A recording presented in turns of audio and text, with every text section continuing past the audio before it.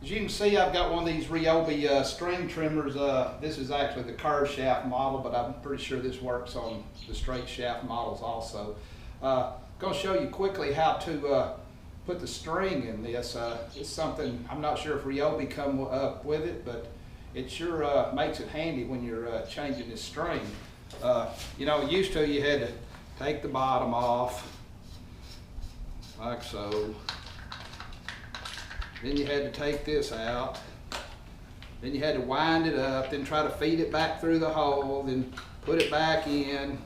And you know, it just took some time, and it's actually kind of a pain in the rear, but I'm going to show you how quick it is to change this line now. So let me show you real quick.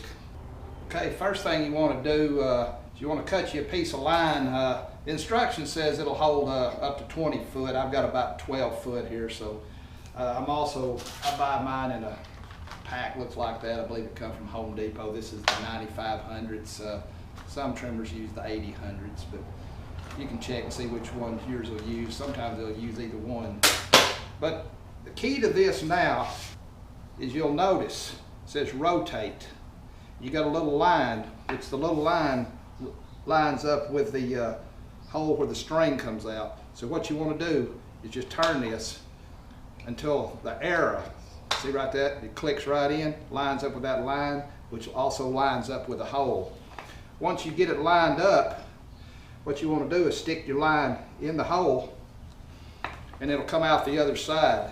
And just what you want to do is just pull it. What I do is put my ends together like this, just like you would maybe shoelaces or something, and then I just pull it till I try to get them even. Once I got even, then all you got to do is says rotate, just start rotating. You notice it just clicks. That means it won't come backwards.